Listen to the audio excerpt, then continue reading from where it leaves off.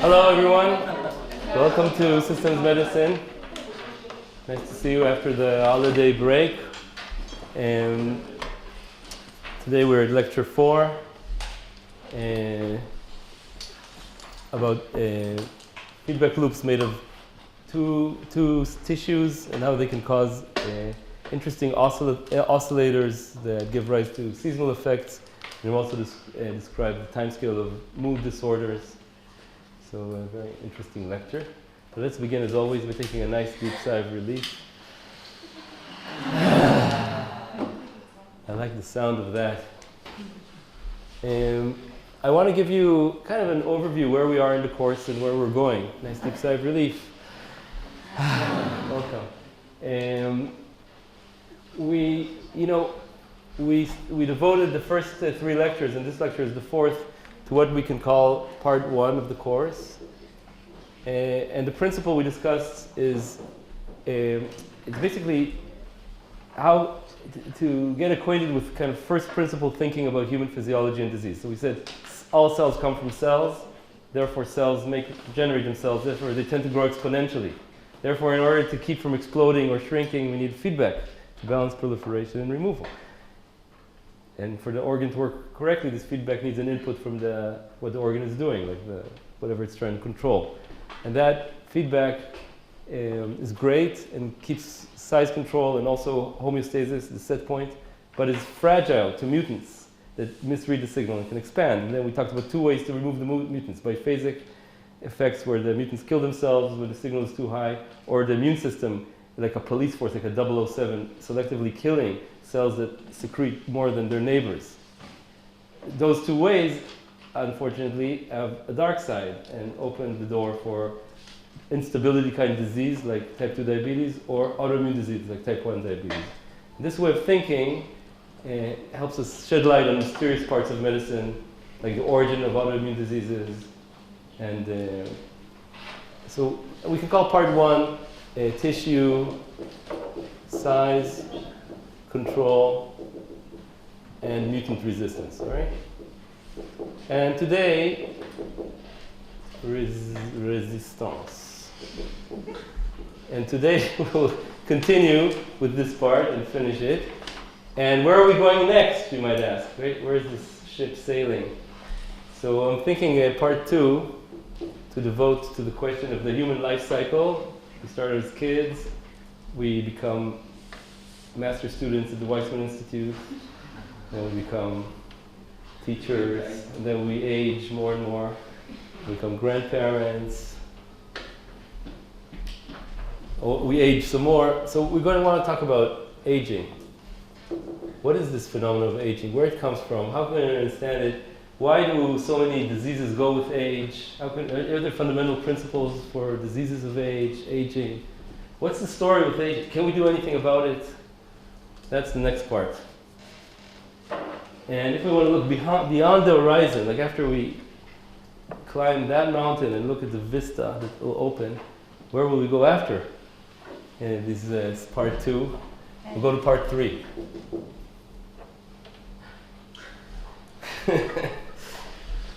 And in part 3, you can vaguely see on the horizon, we'll talk about things like evolution inside the body. Questions about cancer and viruses and beyond. All right? So that's like trying to look ahead. All right, that completes our overview. Let's take a nice deep sigh of relief. And also some logistical statements. After each lecture, I try to write down the lecture notes so that you can follow it in written material. And they're online, publicly available to you guys watching on YouTube. On my website, if you Google Uri Alon, you can find them. And I think we have the 3 first lectures there. How many people have looked at those so far? Okay, so it's a nice part of the class. And also the videos that we're taking here are online. The exercise number 1, we thought deadline today, but some people asked for extra time. I know that it's a heterogeneous class. Some people have never simulated differential equations on a computer before. If you've never simulated differential equations, raise your hand. So thank you very much for being here, and I hope the exercise is opening for you, and other people are used to doing that. So to control for that, or to give extra, we want to extend the deadline to next Monday. It's basically the next lecture. All right? Let's take a deep sigh of relief about that. More time. And those of you that handed it in today, that's great. We can get some information from that. Any questions about the course that you have at this point? Maybe I want to ask you for feedback about the exercise. I would like at least one person to give me feedback about the exercise. Like,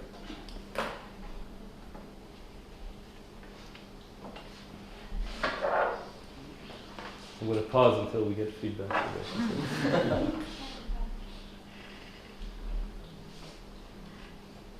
Who did it? Who did it? Well, we already talked before, but could you repeat what you said? Yes. I thought it was a little bit long in a way. We couldn't really deep into any of, not the theoretical questions or either the numeric question, and I think it would be better to focus on either one for next time, because it took, for me personally, it took a long time to answer all the questions, and I think that only like the last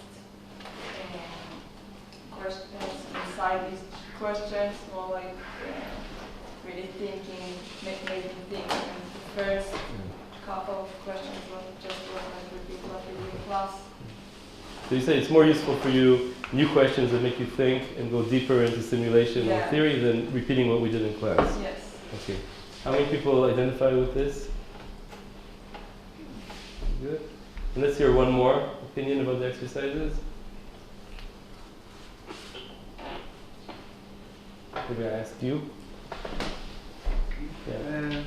I thought reiterating what was in class was a good introduction to the simulation part, so I kind of liked it. Yeah. I went over the videos again, and even though you solved the equations in class, it was a walkthrough for me. So it was good. And the simulation part was really interesting. I'm one of those who never simulated before. So I would rather it be a bigger part of the exercise. More simulations would be useful for you? Yeah. All right, thanks. And I want to, during this week, send you an email with some feedback questions, because I want to collect, not at the end of the class, but right now, what helps you learn, what can be improved. So expect an email, please answer me. All right? Okay, so today's lecture, we're going to focus on a fascinating system that controls our responses to stress. And this is very relevant to our busy lives. And this is a system called the HPA axis. I'm going to explain.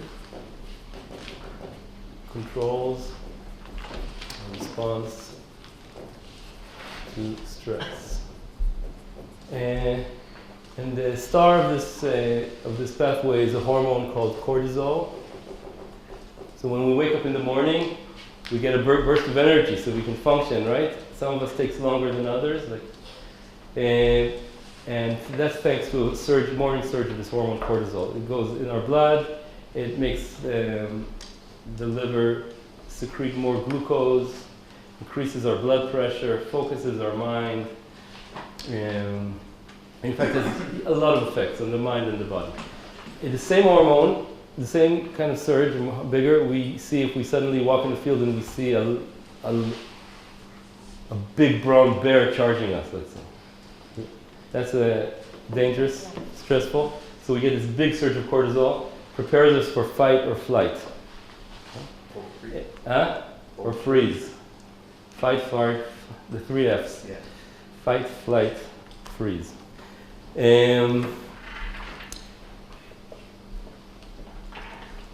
Cortisol also, so I want to say that in the morning it's high, in the night it's low, so it has this daily rhythm. It has about 10 or 15 pulses like that over the day, more in the morning, less at night. They last about 90 minutes each one. So it has a daily cycle. There's a clock in our mind that follows the time of day, circadian clock, and brain we'll talk about how that happens. And if different emergencies set off cortisol, low blood pressure, low glucose, because it helps to increase glucose blood pressure. Too much immune system inflammation, you have high cortisol. Cortisol suppresses the immune system. That's why a lot of people take glucocorticoid steroids. That's drugs that look like cortisol to suppress the immune system. Like if you have asthma, allergies, you can take even for a year maybe glucocorticoid steroids, or on your skin you put steroid treatment to stop a local inflammation. So it's very much used clinically. If this high cortisol though lasts for a long time, not an hour, not a day, but a few days, a few weeks, a few months, you have what's called chronic stress. And that's something that humans are really good at, because our brain used this ancient system for responding to immediate stresses, also to worry about psychological stresses. So if you're worried about your exams or something is worrying you, your body behaves like there's an imminent danger all the time. And then you have high cortisol all the time. And that leads to health problems over time. High blood pressure, weight gain, bone loss, and the problem is what's called chronic stress. And high levels of cortisol go with depression. So this is like your mood. So this axis has to do a lot with moods. In depression, you have a lot high cortisol, and and conversely, if you have medical conditions with high cortisol, their side effects are depression often. So it's linked to the way your mind works. High cortisol, over long time, for instance, impairs our ability to learn. It really shrinks a part of the brain called the hippocampus. So that's why in this course we take nice deep sighs of relief. Because nice deep sighs of relief relax you and reduce your cortisol. So let's take a nice deep sigh of relief. You open for learning, right? Also, it makes your brain more hypersensitive to negative stimuli. You're more edgy, anxious. That's chronic stress. So this is very interesting. And how does the body set this hormone cortisol level? So it's actually an interesting relay system made of 3 glands in your body. So I drew this person here. And the first gland, their glands are called HP and A. Right? Hypothalamus, pituitary, and adrenal. But in this course, as you saw, we don't want to carry big names around, so we're going to go HP and A. Right? So hypothalamus is a gland here between the ears, right there in the middle. That's H. And it gets inputs from the brain, many brain regions, including the clock that keeps time of day, all these danger areas, the psychological areas, the areas that monitor the blood pressure, the glucose. And it sums them all up into an action. And that action is that part of the brain actually is the interface between what's above the neck and what's below the neck. It sums up our psychology and makes hormones for our body that act on the body. So it secretes the first hormone into a private little blood vessel called the portal system. It has a private blood vessel. It secretes hormone there into our next gland, which is P, the pituitary. It's a pea-sized tiny gland, smaller than what I drew at the base of our skull. It's a kind of a master gland that controls many, many hormones. And this hormone, the first hormone it secretes, we're going to call it X1. The real name is CRH, cortisol-releasing hormone. We're going to call it X1. And P, cells in P receive X1 with little receptors, and it tells them to secrete the next hormone, called X2. Right? We'll call it X2. And this time it's secreted into the whole blood. Secreted into the whole blood. And it's received in our third gland. Our third gland is sitting on where are the kidneys? Kidneys, I think, are here somewhere. And on top of the kidneys is a little triangle-shaped gland called the adrenal cortex. Adrenal. Renal is kidney on top of the kidney. And our hormone X2 goes there in the blood. X2 is called ACTH, adrenal cortex trophic hormone, X2. And when cells in the adrenal cortex have a receptor, they receive X2, they secrete cortisol, X3.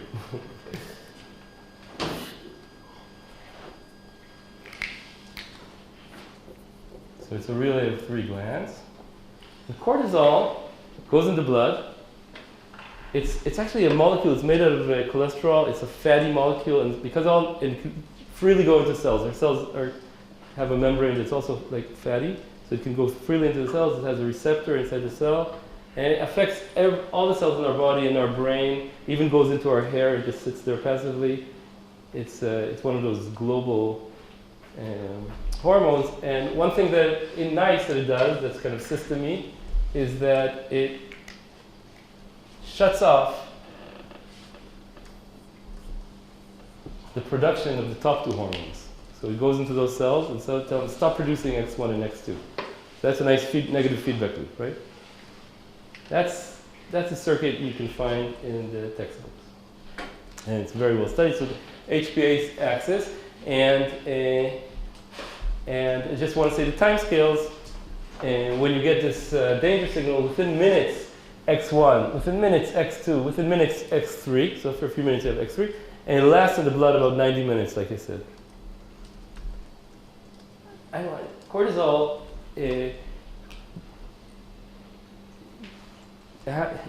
a hormone that actually, it's the effect of cortisol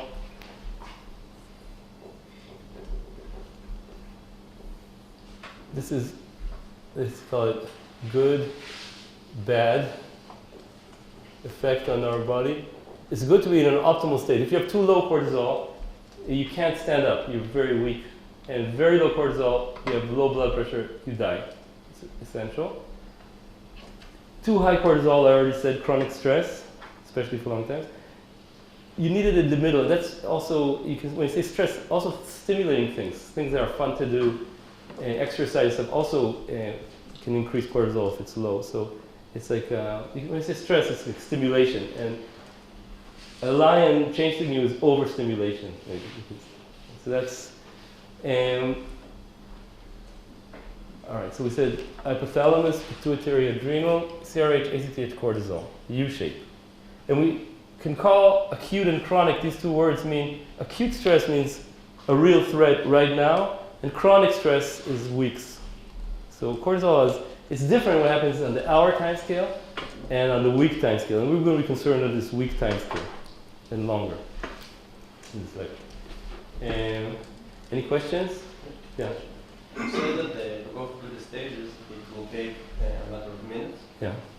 So how does that help you in a scenario with the bear? Thanks very much for the question. If it takes minutes, how can that help you with the bear? So I forgot to say something.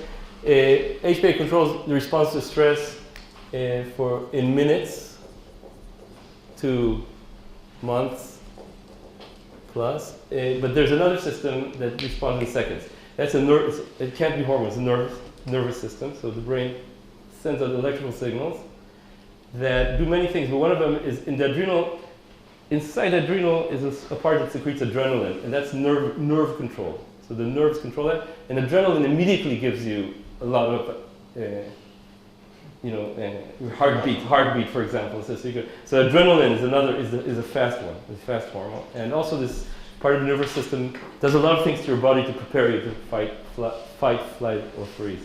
So that's a fast, and I'm not going to discuss that system. So actually, cortisol has nothing to do with the lion.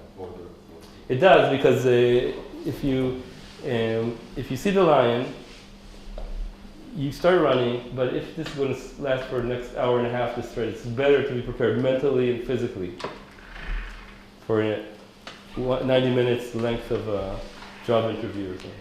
Plus, the effect of the adrenaline decreases over a small amount of time. The lifetime of adrenaline, I think, it's faster. So then, you need more and more. You need to keep stressing the organism. Okay. Thanks for the question. You see, if you have a question, ask me, because I skip over things. Let's take a nice deep sigh of relief. We don't have lions here. We can study things on the blackboard.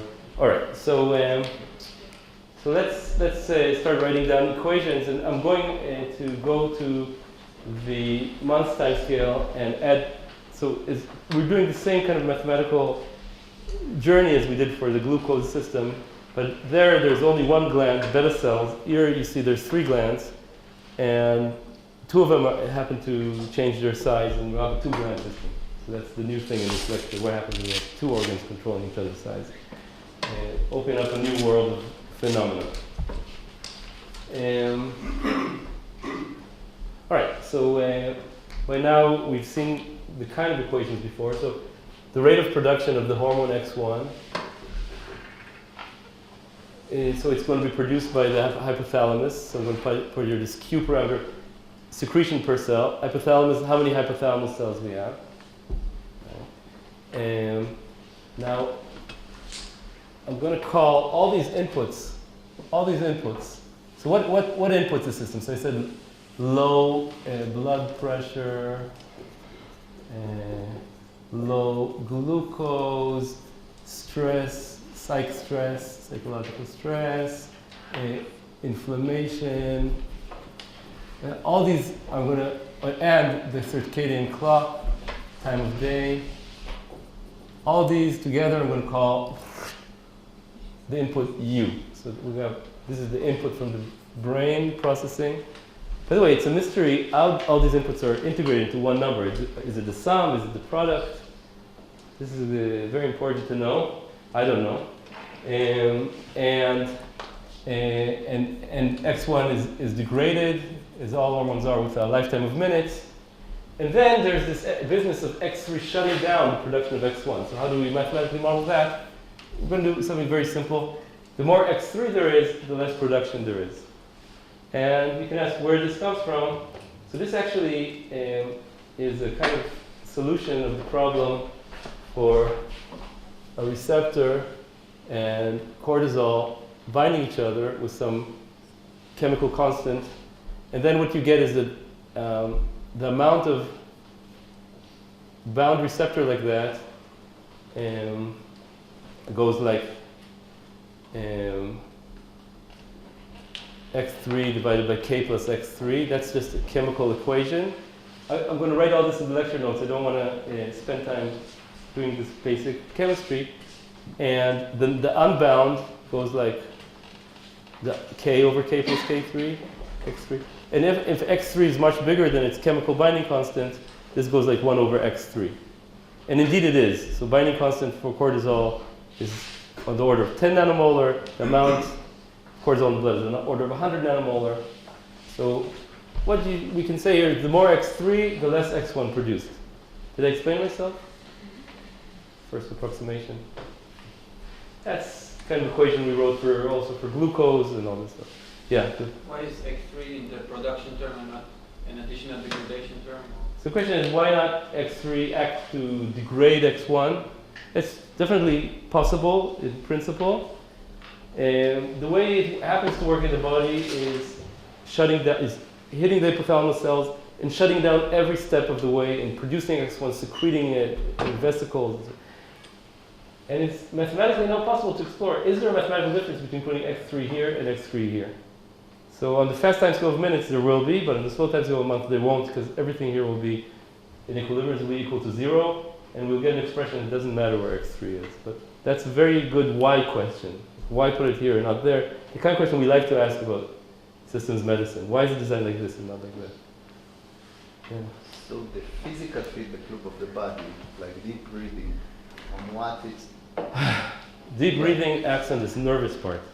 It was called the parasympathetic nervous system. So this question you asked about the fast time scale, the deep breathing very quickly shifts the balance from the stress to the relaxation fast response nervous system. So is it belong, it's in the U or? Yeah, and then the U so it actually has to do more with the adrenaline system, the deep breathing, immediately. But it also changes your perception. So we'll talk later about psychology. Like there's life events, like a political candidate won the election. But our response has to do with meaning making. It has to do with a narrative. Each person has a different narrative. So this has to do with perception. And deep breathing and all this stuff also sets a different perception. What are we doing here in the classroom? Is this, for example, a test where you're supposed to be stressed? Or is this a friendly gathering where we're exploring together a new field? And that perception can affect the cortisol system. Am I in a stressful situation or not, in the mind? So that's another aspect. Did I explain myself? Let's take a nice deep sigh of relief.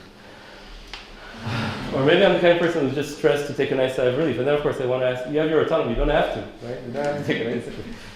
I don't expect you to. I just invite you. So we're in the fast equations. Now let's just write the one for X2, the other hormone.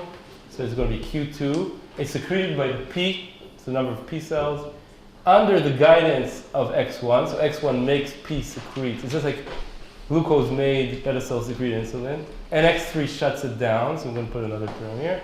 And it has a certain lifetime. So that's a nice equation for X2. Then we can just finish it off with the equation for cortisol. Because by now we've seen this before. We have the number of adrenal cells, X2. We don't have it divided by X3 because X3 doesn't shut down its own production. And so these are these equations. And we can see that when U is added, X1 will rise, and X2 will rise, and X3 will rise, and X3 will shut down X1. So we have all dynamics. If you simulate it on the computer, as you will. Next to number 2. The Q, what does it stand for? Q is secretion It's a rate? rate per cell per input. So it's a rate of secretion per neural input and whatever units there are. But what do you have? Wait, did I answer your question? Yes, I have another one. Yeah. In real life, you can have many use different inputs at the same time. And you do, Some of them are indeed. dependent. So what happens, right, with the many U's? So if we call this, that's a question, by the way, that's beyond the frontier of knowledge, as far as I know. Maybe it is known, but I don't know it. So if you call this U1, U2, U3, U4, etc., U is some function of U1, U2. Is it the product of them? Is it the sum of them? Is it something else? Weighted sum? That's very important to know. So, does anybody know? Do you know? Hold on. So for instance, if you're really stressed psychologically, and on top of that you have your circadian rhythm, you wake up, right? So does it add, does it multiply? And from theoretical considerations, I would guess it's a multiplicative thing, because part of this thing the circuit knows how to do is to deal very well with multiplication, because it takes a kind of a logarithmic derivative that maybe we'll discuss in the future. But I'd love to know the answer. And now we can solve the steady states of this. And I will, because it's going to be useful for the next stage. So bear with me. So we need to do so. So what is steady state? That means that no more changes, right? So I have, let's say, a constant amount of input stimulus U, and I want all the hormones to adapt. And that takes the slowest hormone. This is 1/90 minutes. So you need to wait like 90 minutes or so for the system to reach steady state. Great. And then what you find out is that X1 is Q1HU divided by alpha 1 X3. And you plug that here. You find out that X2 is Q2PX1 divided by alpha 2 X3. By plugging this X1 here, you find Q1 Q2 divided by alpha 1 alpha 2 UPH and divided by X3. And then if we go to this equation, we find that X3 equals Q1, Q2, Q3, U, A, P, H divided by alpha 1, alpha 2, alpha 3, X3 squared by just moving this alpha 3 down here and plugging in X2. And that means that X3 cubed, so is the product of everything. Everything appears here. All the gland sizes, all the removal terms, all the production terms to the power 1/3. And so we have, just like in glucose, at the fast time scale, it's cortisol depends on everything. It's nice that it goes with the stress. The more stress input, the more cortisol you have. That's nice. But it's not robust to any of these parameters, including blood volume that affects, as you remember, these Q parameters. Because the more blood you have, the more cortisol is diluted, for example. So, okay. I'm going to write down for future use that X3 goes like U to the 1/3, A to the 1/3, P to the 1/3, among other things. So it's like it increases with the size of the two glands. And X2, on the other hand, goes like U divided by X3. X3 goes like U to the 1/3. So it's U to the 2/3, P to the Should it be X3 squared, the denominator? Where? Here? Next to X3 squared. Yes, it should. Correct. So it goes like.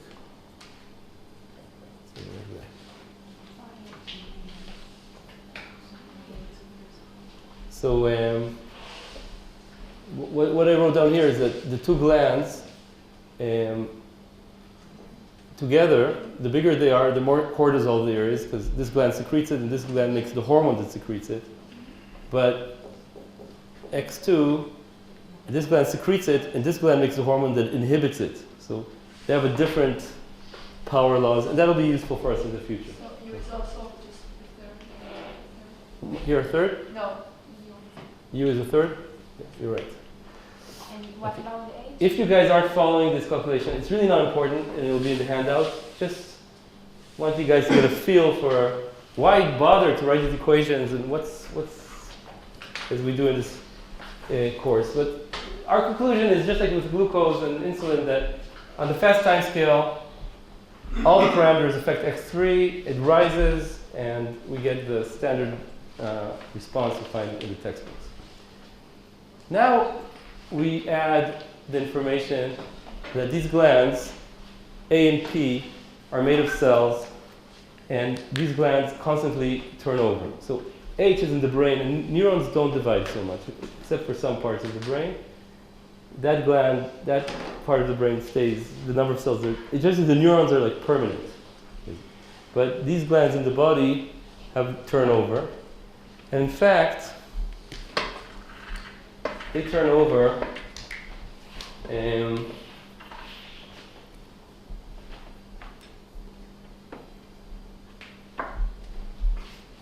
with a half-life. So the cells here turn over. So when I say cells turn over, you remember what that means. So the cells in the pituitary make two cells at a certain rate, and these cells die. So this rate is AP, let's call it BP and AP. And you remember that and so we got to balance it, otherwise the cells are going to explode or contract. These rates have to be exactly the same. And the way this works is very nice in this pathway. The way this works is as follows. I'm trying to find where to write. These calculations not important. So the way this works is that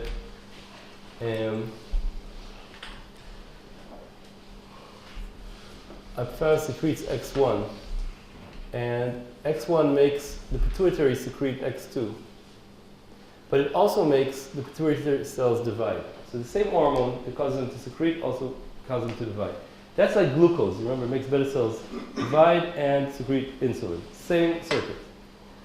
And X2 makes the adrenal cortex secrete cortisol, but it also makes this adrenal cells divide. So each hormone both makes secretion of the next hormone and instructs the cells to divide.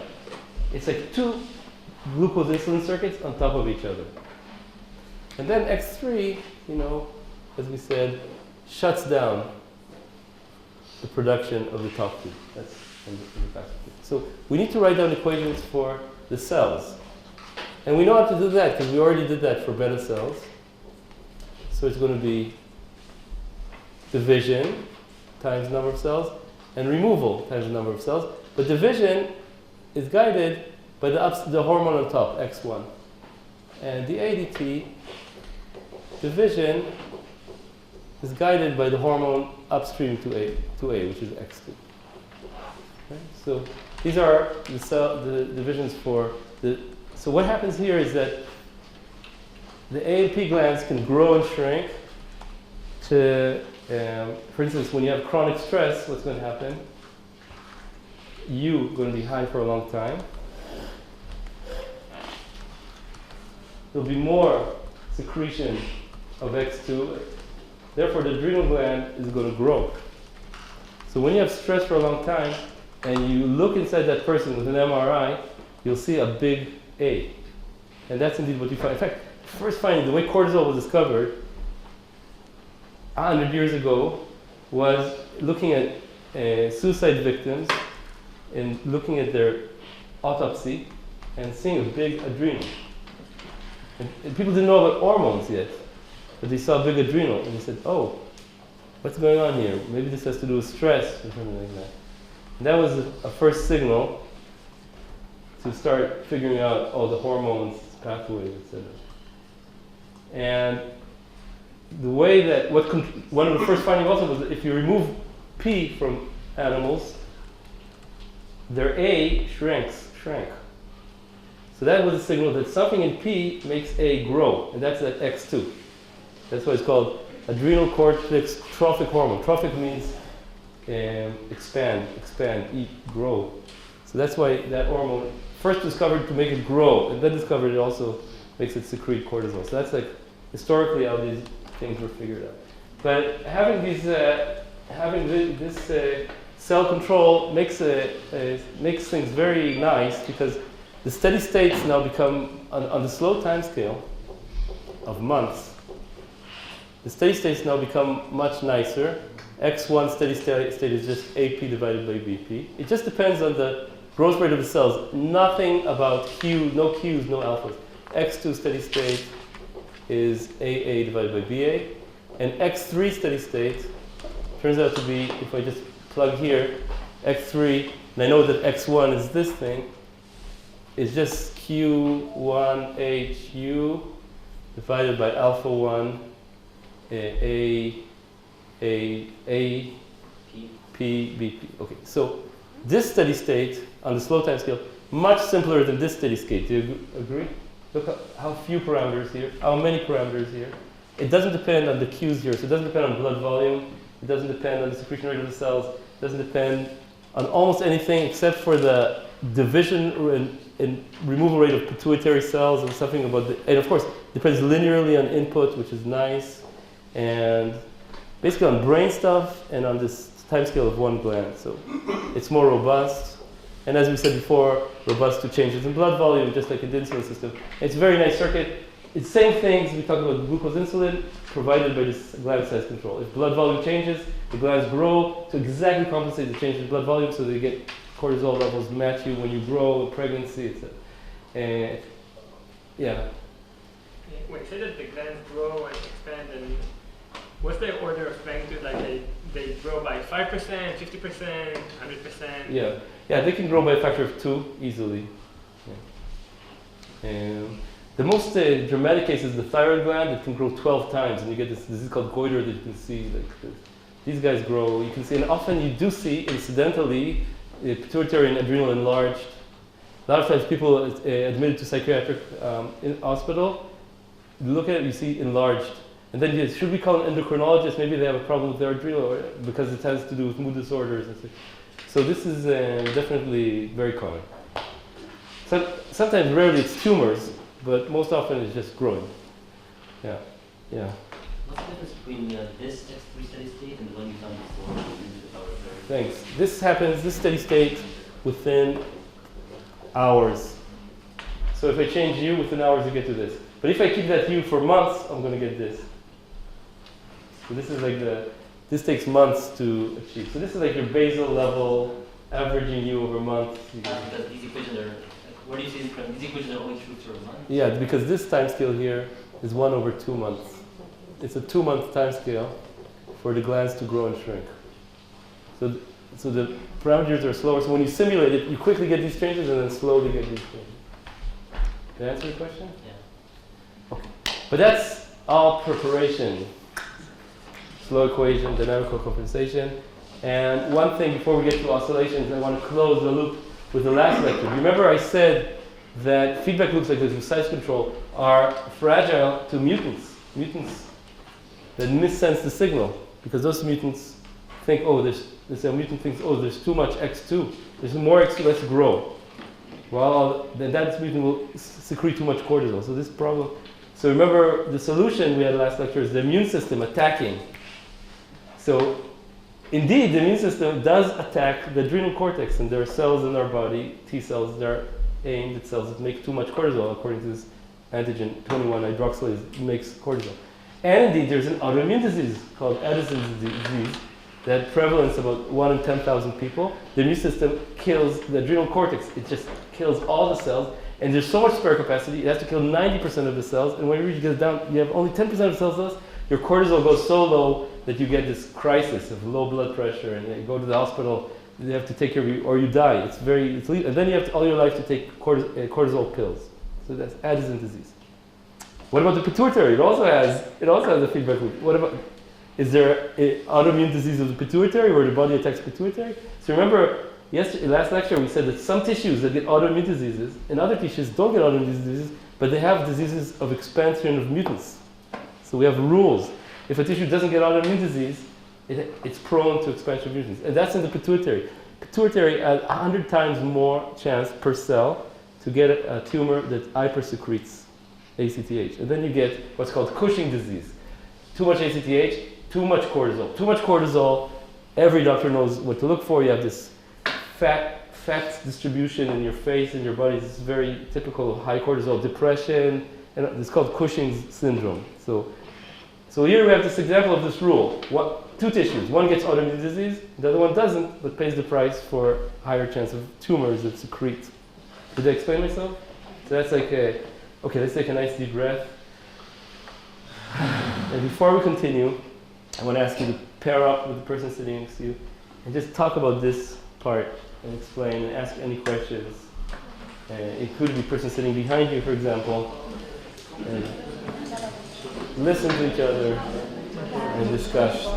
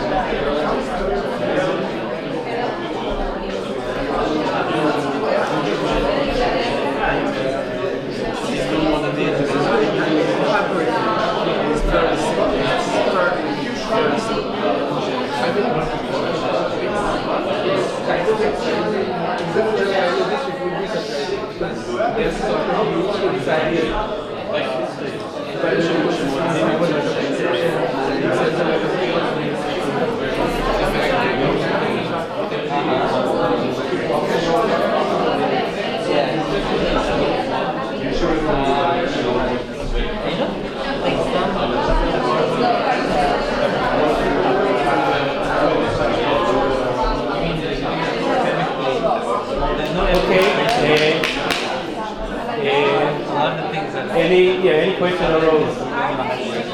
It's a good time to listen. Yeah. You said X3 has two steady states, one over months and one over hours. Yeah. So I can understand how can this be, because steady state means it doesn't change anymore. So if it reaches a steady state in hours, how could it change through months? Yeah, the question is, how can you have a steady state on hours and a steady state on months? So this has to do with the idea that if things like gland sizes change over months, when we see a bear and we care what happens today, over that day those glands aren't going to change, right? Almost nothing. Just like a kid's height doesn't change over a day, right? So we can assume that the height is constant when we think about over a day. So if we don't know only these equations, we change u. So we ask what happens over a few hours, these equations will reach this steady state.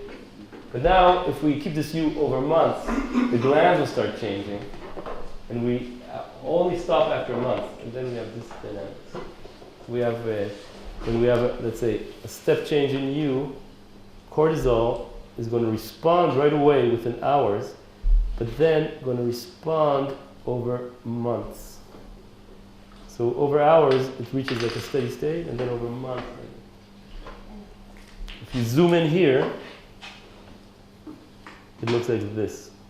And that's for And then slowly grow up when you look at months. So it's an approximation, of course, but it's a really great approximation to assume the glands are constant over a day because they change by so little. Did I answer your question? That's what's called quasi-steady state. It's very important. It's very important for us systems medicinarios to use separation of timescales. The physiology provides us with many examples where you have widely different, like one phenomenon, let's say the nerves on seconds, the hormones on minutes, hours, the glands on months, and we can separate out those two, conceptually, those different. Even though mathematically, of course, it's a tiny little. So that's separation of timescales. I'm going to write it down, so it's so important. Separation of timescales. It's like the stress over months, is it like a human psychological effect? Or is there something in the real world that can... So there's something in the real world, for human psychology is also in the real world. But things like inflammation that lasts for months. Something like starvation could last for months. Sure, there are things. Or maybe even for animals, being in a very threatening environment for months. So these are things, it's designed. And by the way, this pathway goes back, so we have here people who are doing masters on zebrafish, because zebrafish have the same HPA axis and the same cortisol, and it's so similar, except their adrenal is it's inside their kidney for some reason, but they have the same feedback loops, and it's deeply conserved for the vertebrates lineage. So fish also have problems. Okay, now we have two glands, so something quite nice can happen when you have two glands controlling each other's size. So let's discuss that. And where I'm going is oscillations, and oscillations, biological oscillations on the time scale of months, and what this means. So I'm going to erase all this stuff. So our person, this person, it looks a little worried, doesn't he? Like maybe has some concerns. What about the hypothalamus? It doesn't change size? No, this is a lot of nerve stuff. They don't divide, except for parts of the brain like hippocampus that does. So we can, and also it has its private portal system, so it doesn't respond to global blood volume. It's pretty isolated, and it doesn't have a problem with autoimmunity because autoimmunity is different in the brain. The brain is different. So I'm going to write down, thanks to separation of timescales, on the slow timescale. We have the following situation. We have the pituitary makes the adrenal grow because it secretes the hormone that makes the adrenal grow. But the adrenal secretes cortisol that shuts down the hormone that makes the pituitary grow, and therefore, on the whole, has a negative effect. So it's two glands. One makes one grow, the other one shrinks. So what does that mean? It means that if we have a large pituitary, let's say, if we have a large, how did I draw it? Yeah, I drew it. If we have, let's say, a small adrenal and a large pituitary, because of this arrow, the way I drew it, the pituitary is going to go down. That takes, let's say, 2 months. That's the time it takes. But now if the pituitary is, wait, okay. I made it. Let's start, just choose, okay? Let's start with large A. Let's start with large. Let's start with. So embarrassing. Yeah, let's start with. Small a and large p. So p makes a grow. So we have large a and large p. Right? P makes a grow. Then a is large. So what happens to p? Shrinks. And that takes 2 months. And then p shrinks. So a shrinks. A shrinks. So P grows. How does A shrink? Because there's none. It isn't something that makes A smaller here. Yeah. So in the equation, cells are added and removed. Thanks for the question. So altogether, this cycle takes 2 + 2 is 8 months. This is, of course, very approximate, and when you try to solve it with the 2 pi and everything, you get the time scale here is about 1 year.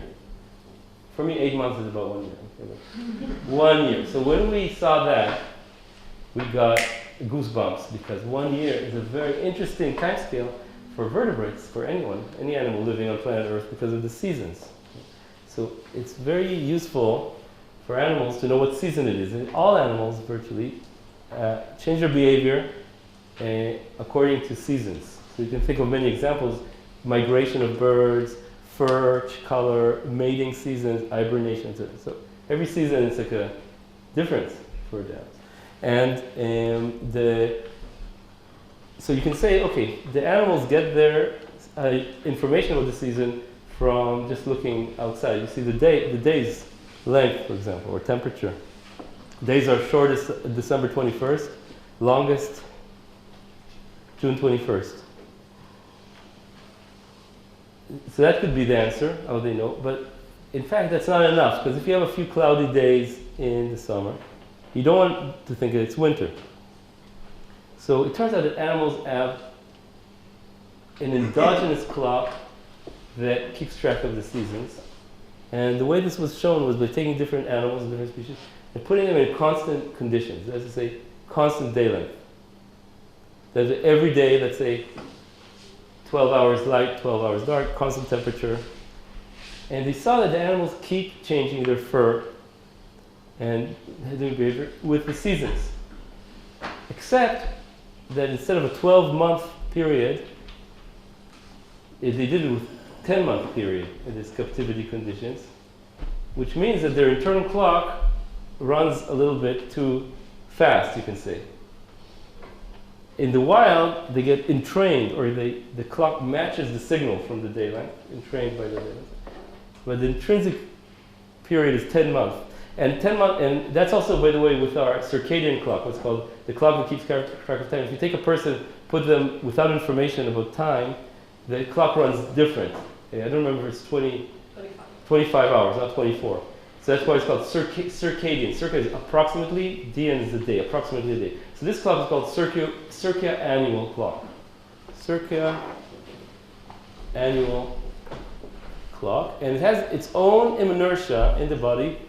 So even a bird on the equator, where all the days are always the same, can tell when it's winter and start migrating maybe.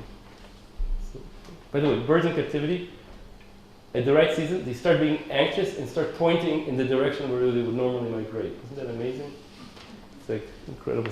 So the physical... So you said in captivity you have 10 months cycle, and then you say like on the equator, so the equator is like in captivity. Yeah, but they go out of there and get synchronized, and then they... They go out. Yeah, they go out of the equator, and then they come back, and they have inertia, they carry that information because of this circadian.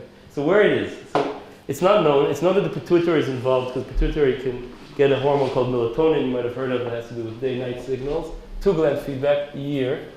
And I just want to give you a little physics metaphor that for me is very useful. The way I like to think about these glands is like physicist's favorite oscillator, which is a mass on a spring, fixed, that's sitting here like that. And now, suppose I pull the spring.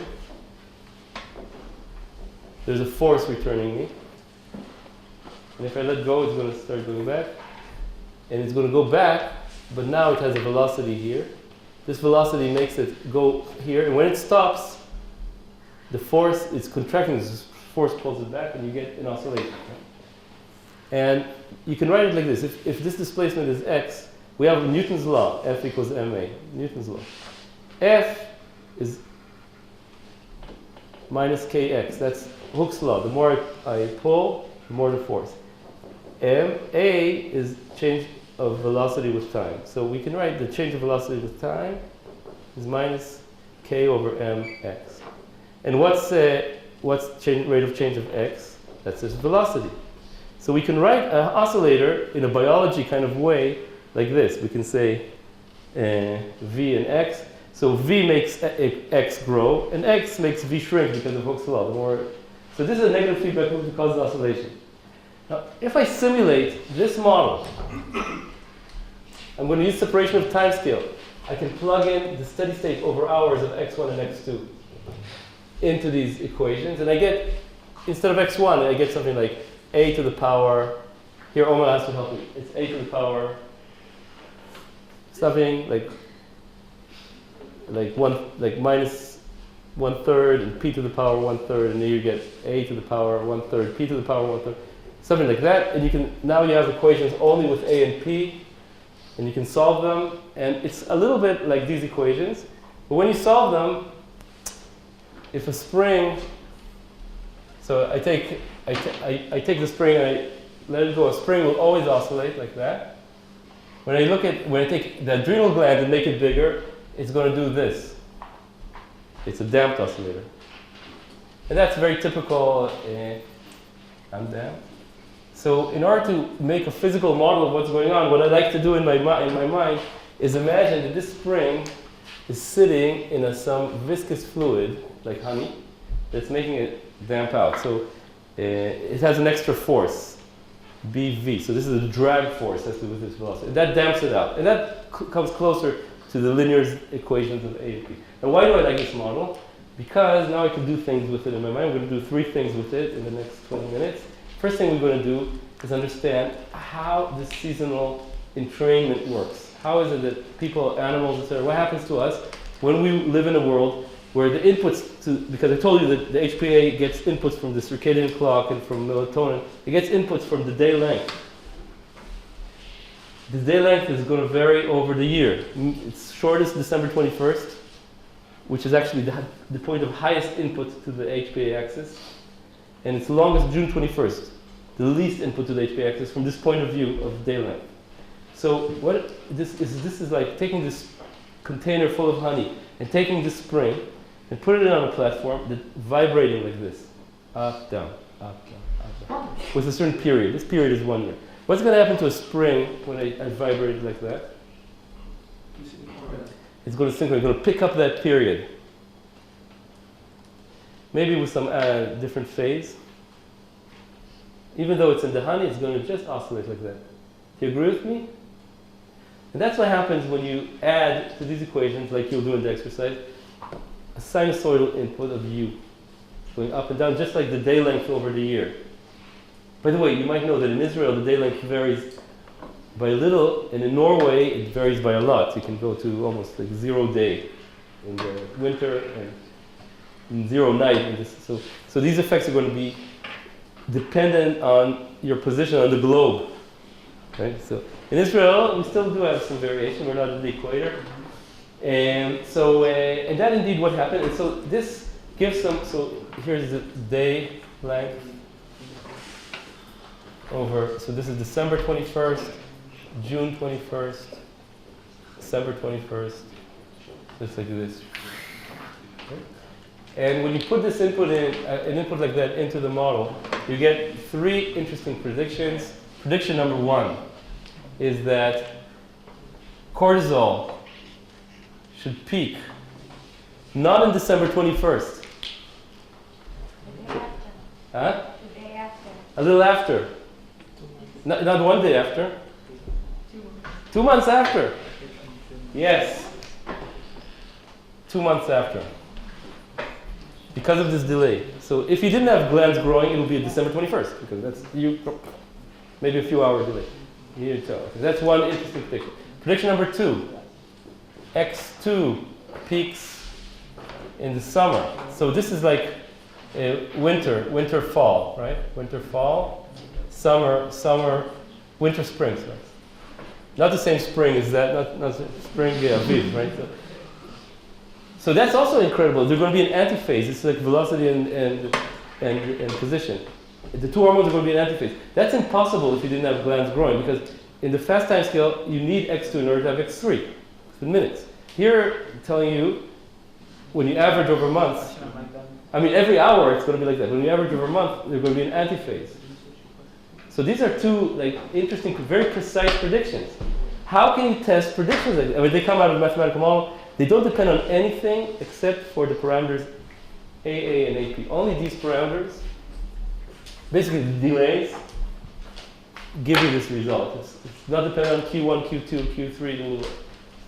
Very strong result. How can you test it? And here I just want to make a comment about systems medicine right now. Our time, 2000, right now we're in 2032. Actually, we're 2019. April. So it's actually springtime now. And we have two kinds of data to play with. One is the data that's always been generated in biology, called small data. People have a hypothesis. They want to see what happens to cortisol in winter, spring, summer month.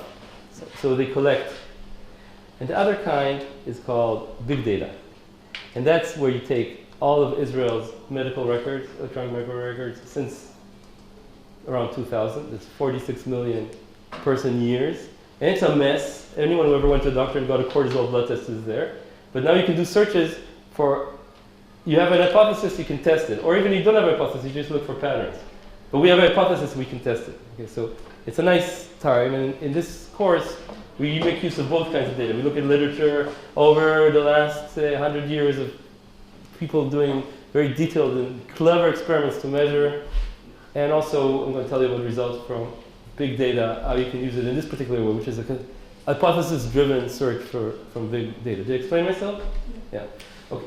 So the small data, it's not that small. Britain does these amazing studies where they took many civil servants. It's called the Whitehall study, and they looked at their cortisol in their saliva. It's a standard test, and they looked at 4 seasons.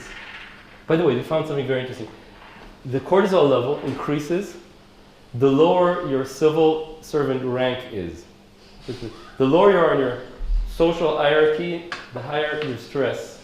And that's also found in primates. So that's another correlate of social. By the way, social economic status is a big correlate of disease, early death, etc. in humans across all cultures. So you get plateaus. Yeah, it does get plateau. In studies in baboons show that the alpha male is more stressed than the second in command. So it goes because of that. But that's very interesting. I can ask why you ask. But look, so in this Whitehall study on thousands of people, indeed found peak cortisol in spring. So that's nice. Peak cortisol in spring. 2 months, not in December 21st. When you look at big data, you can test all these things and many more. So big data, I'm going to talk about this Clalit. Clalit is an Israeli health insurer. And in the Weizmann here, we got permission to look at the data. It's anonymized for 46 million years of blood tests. This includes millions of blood tests.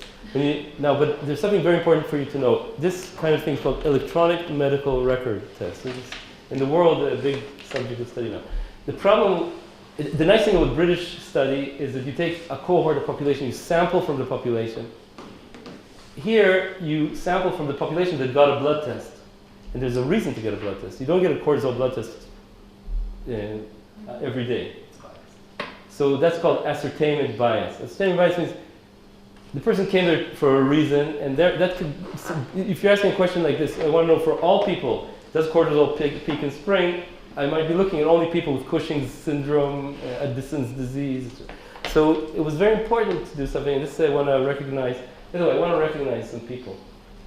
So first of all, this work started out with Omer Karim analyzing the circuit, Omer sitting over there, embarrassing him once again. Avichai Tendler, who mapped out the HPA model and did all this seasonality stuff. Then I want to talk about Amos Tanai lab that took Clalit data and did made it useful for us in many different ways. And one of them is to address ascertainment bias in a clever way. And what they said is, we're going to, first of all, I want to look at cortisol blood tests. What I'm going to do, look at cortisol blood tests in January, February, March, right? and see the seasonality. They explain this. Let's remove everyone with a chronic disease. So you have these ICD-9 codes, disease codes. Everyone who's pregnant, because I'll tell you soon, pregnancy affects. Now let's look at all the drugs, because we know what people bought. Let's remove anyone who bought a drug that statistically, from the same data set, affects this blood test, cortisol. So let's remove everyone who took this drug within 2 years of that test. Let's remove everyone that has infection according to white blood cell count. After all these filters, you throw away 60% of the data. You're left with 40%, let's say. And now you have, now you can look at men, women, blah, blah, blah. And any questions about that? Circadian bias is it's actually a major issue for us. And so, and the results are that, so this is December 21st, June 21st, December 21st. Cortisol. Now we're talking about data from 100,000 blood tests for cortisol. Yeah. So it looks like this. So it peaks in February. Same person, one for blood test for the same. So this is the average over all blood tests for many, many people, and we can't, thank goodness, get to a single person. It's all randomized, but we can ask, what's the average of all cortisol tests taken in January? What's the standard deviation? Did I explain myself? And ACTH.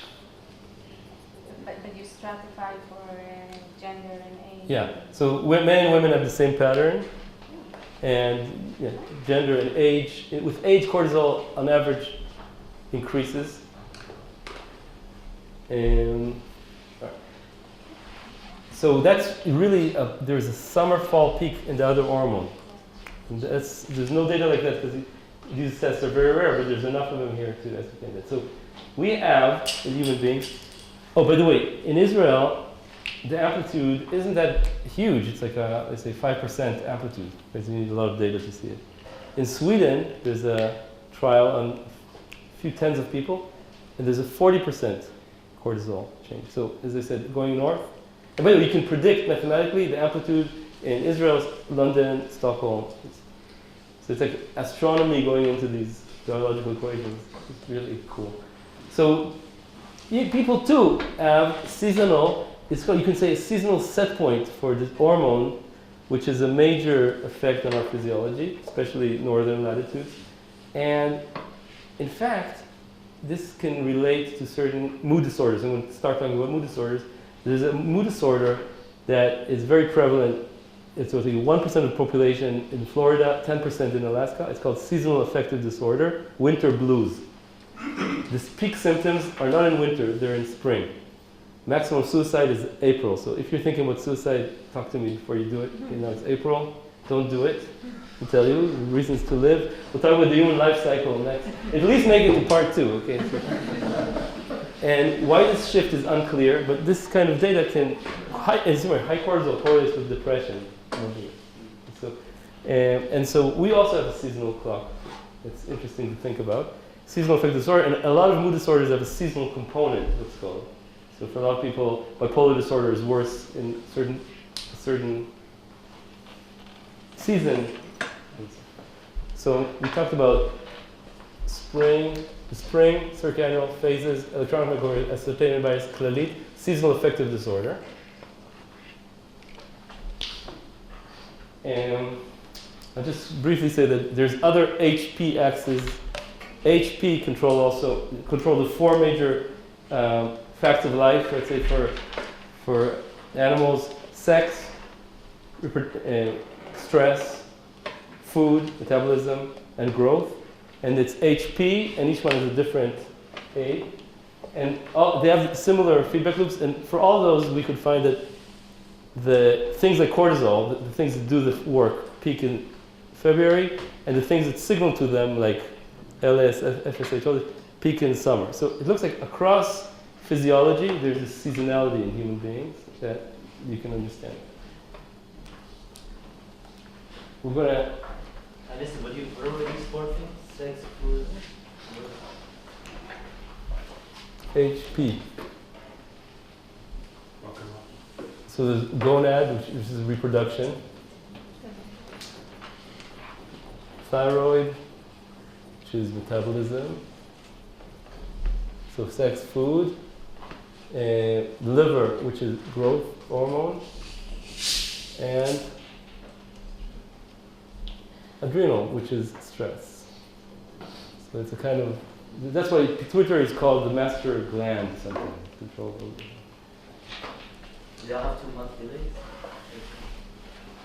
They have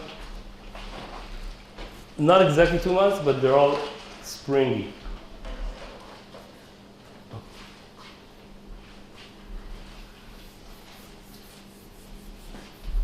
Now we can use our understanding to, we see that there's 2 glands controlling each other, which gives you this kind of damped oscillator spring kind of situation. So another way to study a spring like that is to take it, and instead of putting it on a platform that vibrates with the ear, take it and pull it very strongly and see how it returns.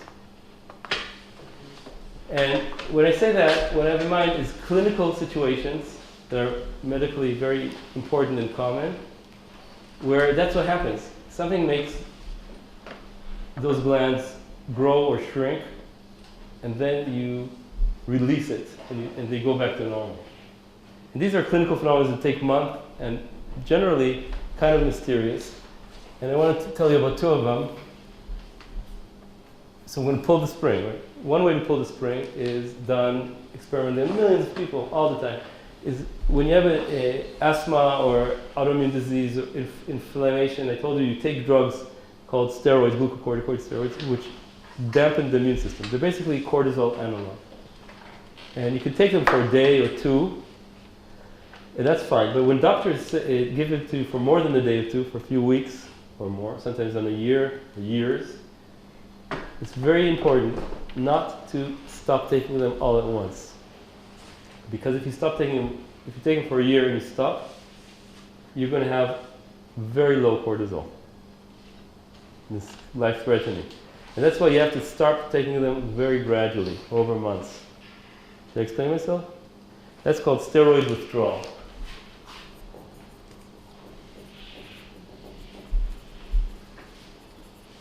And what happens in steroid withdrawal is you dump a lot of artificial X3 on the system. X3 shuts down X1, and therefore pituitary shrinks. X3 shuts down X2 production, and therefore adrenal shrinks. Did I explain myself? In fact, adrenal becomes what's called atrophied and involuted. That's what happens. And you have enough cortisol because you take it. Now you stop taking it. Suppose you stop taking it at once. What's going to happen? Your A and P are very small. Then P is going to grow, and then they're going to go back to normal. So the prediction is months. Here you stop your steroids. That you have your X. The prediction is that X3 is going to go like this. Let's say this is 9 months, and X2 is going to do this. Like your spring is overshooting. And that's exactly what happens in small data experiments where people measure what happens to steroid addiction, or where you remove a tumor that's secreting cortisol. So this tells you something about how to withdraw.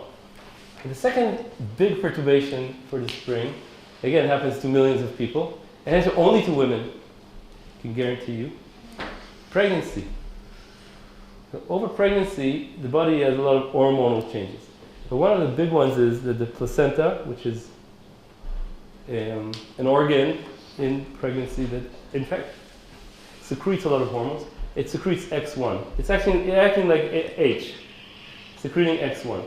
So this grows up exponentially with pregnancy. 3rd trimester, mom is full of X1, full of X2, full of X3. Cortisol. This is superb because you get glucose and stuff, and also a lot of beta endorphins, which are secreted together with X2. And this prepares the body for pregnancy. Everything is superb. What happens to the adrenal and the pituitary? So the adrenal is just like the same idea if you take dexamethasone. It's shrinking. And no, sorry, it's the opposite. Here it's the opposite. Here it's a lot of X1, so a lot of X2. So a big adrenal. The adrenal is big. It's like pulling the spring to the other side. sorry, made a mistake. And what happens then is when you give birth, the placenta goes out to the baby. And all the source of X1 immediately stops. But the glands are enlarged. And so mom has hormonal imbalance right after birth. And how long does this take to resolve? Months.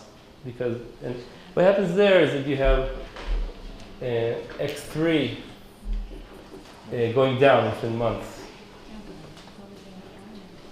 And X1, X2, something like this. And here, there is also big data. The clearly data, there's cortisol measurements according to the pregnancy week. And you can see cortisol go up. This is week 40, and then down, with like basically a 2-month half-life.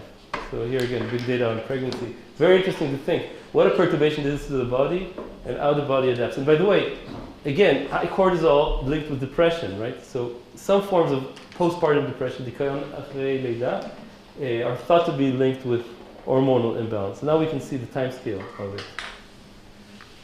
Did I explain myself? Okay. Take a nice deep breath. Yeah. Okay, so we talked about HPG. You take a breath. Steroid tapering pregnancy, postpartum depression. And I want to end with some speculations about a major mood disorder. So seasonal affective disorder can be devastating. Postpartum depression goes away, thank goodness. Everyone who's a parent knows what I'm talking about. Bipolar disorder doesn't go away. It's very prevalent. It's maybe 2% of the population. Bipolar is something called manic depression. It's a very interesting mood disorder to study because in the world of psychiatry, the biology is much less understood than in the rest of the medicine that we're talking about. For instance, bipolar disorder, there's no blood test you can take to tell you you have bipolar disorder. In diabetes, you take a glucose blood test. There's no blood test, there's no biological mechanism really for understanding bipolar disorder. It's 2% of the population, and again, deadly because of high suicide rates and self-harm, and it's characterized by slow time scale of months. So you can have depression for months, and then go to mania, which is high energy and actions that are not well thought out without thinking about consequences. So you do things that cause harm to you and others in terms of, let's say, spending a lot of money without thinking, things like that. So devastating disorder, very, very common, and a lot of people know people with bipolar, have family members or family friends. And also the treatment, things like lithium, not understand how they work. They work, but they don't understand how they work. And what's this time scale? Where does this come from? What's interesting for me is where does this time scale, 2 months, come from? Because neurotransmitter work on seconds, hormones works on hours, gene expression works on days. Where does this two months come from? So I want to just explore with you for a second the hypothesis that this 2 months comes from the time scale we're talking about here, tissue growth. Which tissues? So a good candidate is the HPA axis because it's known to affect mood disorders, including bipolar disorder. In bipolar disorder, there's higher cortisol and large adrenal, but one of the problems with bipolar disorder, strangely enough, even though it's a very dynamic disease, it's usually studied at one time point. And there's beginning to change now with work like Melvin McInnes, who's a collaborator, who's tracking people with bipolar over 10 years, longitudinal studies, etc. So what we're going to do is try to conceptualize. This is just a work in progress. I don't know if it's actually that way in the body, but let's just use the concepts we talked about to form a hypothesis. Okay, are you with me? So the idea is this. When we think about psychological stresses as an input into the HPA axis, I'm going to just put down a very simplified notion here, that we have life events. Anyway, life events also correlated with bipolar. Stresses and joyous events, a lot of times. Pregnancies, marriage, divorce, change, a lot of times set off an episode of depression or mania. Right? Life events. Now life events, we're not robots. Life events go through our meaning-making process inside here. So life events lead to perceptions or meaning-making. which, by the way, affects our behavior choices and affect our life events. And these things go into the HPA oscillator. So it could be the one difference between people with bipolar and people without bipolar is that the same life events cause, for some reason, bigger perceptions, bigger you. Also, behavior that can affect life events and set off cascades of stressful events. So, in a very simplified way, we can think of modeling in a conceptual way people with bipolar as having, on timescale of months I'm talking about, all of us have life events, stresses like this. So all of us have views like this. If we have bipolar, it will be like this. So something like a noisy signal with a bigger standard deviation. Did I explain myself? So the standard deviation, sigma for bipolar. And Why is usually so not like, governed by noise? Why is you just not like random? Yeah, that's what I mean. It's random. Sorry, I meant a random white noise kind of, some kind of noise.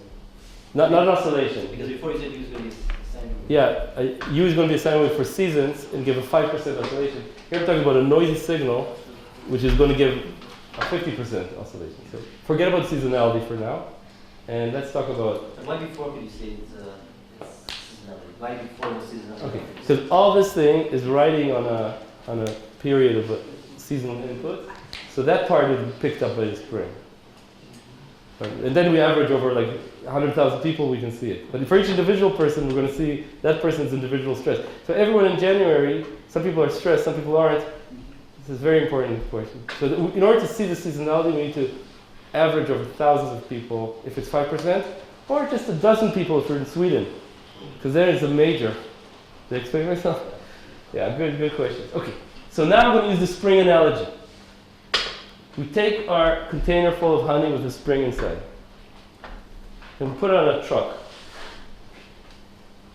And this truck is riding on the road, and it's kind of smooth.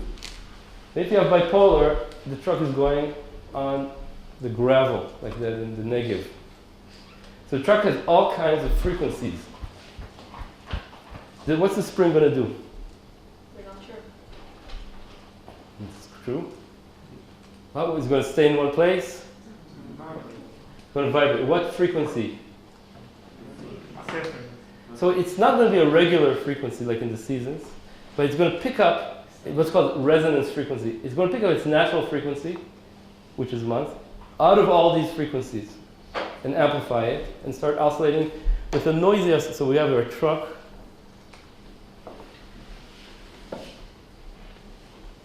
And we have our spring here. It's going to start oscillating. And if I look at the, let's say, X3, in a simulation like this, where you inject what's called white noise, all frequencies, and it's going to do this. And X2, and this. And the amplitude is going to depend on this input amplitude, of course, somehow. So this is a very simple-minded way to form a hypothesis that, and you have to, of course, somehow link hormones and gland sizes to moods, right? So we have this information that large adrenal cortisol related to depression. But there's more work we need to do to understand, is it, what's going on here? I mean, we know, I didn't forget to know. The cortisol, as you remember, feeds into our meaning making, because cortisol makes our amygdala more sensitive to negative stimuli and shuts off the rational prefrontal cortex from stopping the amygdala from feeling anxiety, and shuts down and kills cells. So it does a lot of things that also affect our cognition. But it's this hypothesis that the slow, at least the slow time scale of mood oscillations could be due to something like HPA axis gland sizes. And if you know that, it opens up possibilities for treatment, right? Because you have a biological address. And my favorite idea is coming again from this spring, or oscillators in general, is the idea that if you have an oscillator and you know what phase it is by measuring cortisol, you can build what's called a controller, which is a device whose purpose is to stop the oscillations. How does it do it? By injecting or giving you or telling you to take a pill that has some X1, X2, or X0, this is cortisol, at the right time. So, you know, like when you're swinging on a swing, if you kick at the right time, you can make the swing stop. So, do you notice? But if you kick at the wrong time, you make the swing go faster, right? So you have to know the phase. It can't be a treatment that's just constant all the time. Right now, people with bipolar and all psychiatric disorders basically given constant treatment all the time, sometimes change a little for side effects and stuff like that. If you have this information, models like this, information about the phase, you can decide, by the way, it's kind of paradoxical, at high cortisol to actually give a little bit more mild cortisol pills, like people with Addison's disease take some cortisol supplements. Yeah? And on the computer at least, you normalize, after a while, the oscillations. So this opens up at least a dream that you can address clinical situations which have to do with these glands controlling each other and giving you long timescale inertia by controllers where you measure. You can measure cortisol in different ways. You can take a blood test. In our lab, we're trying to measure cortisol, let's see, all sitting there, by hair. Because as I told you, cortisol is a fatty thing. It just deposits in hair, passively sits in your hair. It doesn't do anything. It just sits there. And if you take a piece of hair, every centimeter is 1 month of growth into the past. And you can just measure a calendar of a person's cortisol into the past. So you can, with the hair, you can see the cortisol oscillations. So who knows, maybe one day take some hair, the machine says, okay, this month take pill number 7. Next month you give some hair, oh, this month take pill number 1. And the goal is to guide the oscillation, the glands basically, to less oscillations. Can I explain myself? And that can maybe be a paradigm for other slow timescale diseases in the body. I want to leave you with a picture that our body is made of organs, and those organs are talking to each other, among other things, controlling each other's size. So we're like a walking network of constantly adjusting pieces that take care of the seasons, of our stress situation, our reproductive, food, all these inputs to constantly not only turn over, but to keep a balance or sometimes imbalanced as we go through life. Let's take a nice deep sigh. Okay, we made it to the end of the story.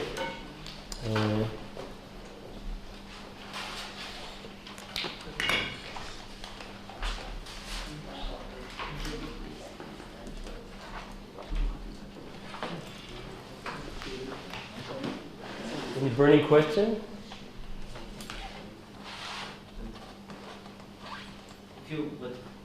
Let's see, I bet none of us have like a perfect sine wave. None of us like, right? So if you get given this pill and you take it a perfect sine wave, it might not be a normal human experience. What's the normal? Yeah, what's the goal of a controller like that? You need to know what to aim for. So that's definitely an open question. And of course, maybe Gidi's reminding us that we're talking about human beings. This is just like a little scheme on the whiteboard. When you talk about mental illness, mood disorders, and any kind of illness, any kind of health, each person is a unique, never been before, not only genetically and physiologically, but also the narrative and our meaning making are unique. No one has the same. And so when we approach a person, you need to know their goals, wishes, empowerment, motivation. And by the way, psychological treatment works on this level, right? Psych treatment. So you can adjust help a person adjust their meaning making. That's very powerful. Cognitive behavioral therapy, etc. And these treatments really do. So some people with bipolar disorder don't want to give up the hypomania, which is the high feeling. Be very creative could be. Just get rid of the highs and lows. Just leave me the way I am, right? So other people with bipolar say, I'm thanking this disease for giving me the awareness to choose my behavior. So I know I'm not going to drink this alcohol, dance all night, because I know the consequences. And if I do choose to do it, it's because it's a really good reason to do it. So I'm much more observing my life. So human beings. Melvin McKinnon says that studying bipolar is studying the human condition. But in the other extreme, here we love to have these simple models with springs and stuff. So at least we have a clue to make new experiments and interesting hypotheses. Let's take a nice deep sigh of relief. Thank you for being so attentive. See you in the next lecture.